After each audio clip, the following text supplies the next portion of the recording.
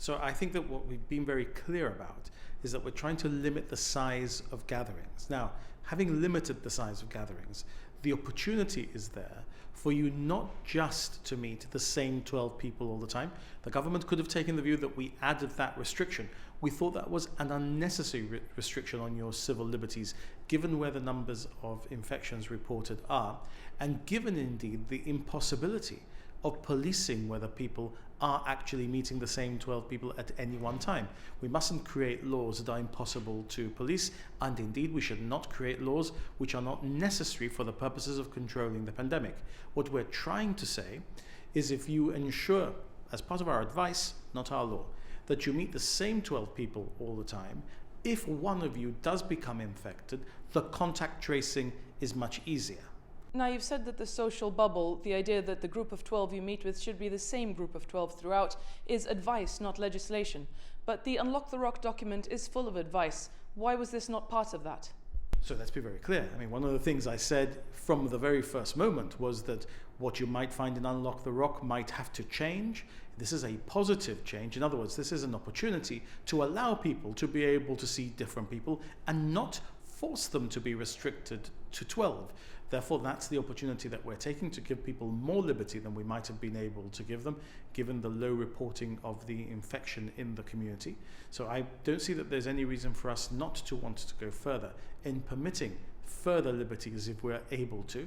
And the Unlock the Rock document is a document on which I don't expect to be cross-examined as to why things may have changed, because the key element of Unlock the Rock is that it will change, that there are things there that will change as we move through the stages and the phases, and indeed where we may have to apply a full reverse gear and change the tactic. What we've tried to do is to give people as much certainty as possible, as soon as possible, so they can start to plan with that caveat in mind that everything may change.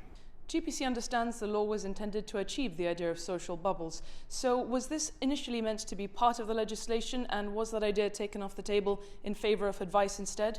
The law does intend to do exactly that. It intends to do exactly that by allowing people the freedom to meet with up to 12 people.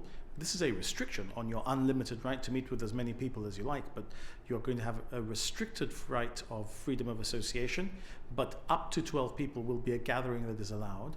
And on top of that, there is the layer of advice which seeks to persuade people that they should keep to the same 12 as often as possible. So this is a combination of compulsion in law and persuasion by argument that it should be possible for people, for the period whilst this restriction is in place, to limit themselves to the same 12 if at all possible, because it'll make the contact tracing a lot easier. It makes the risk a lot lower as well. This is the combination of common sense layered on top of legal compulsion, which we're trying to use in order to take ourselves forward gradually through the phases.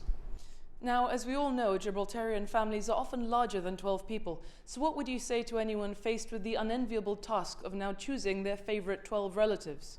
Well, I'm sorry, but at least they now have the ability to go beyond their nuclear family and choose some of their relatives. And I hope that this will last very little indeed. Look, I've been very clear from the word go.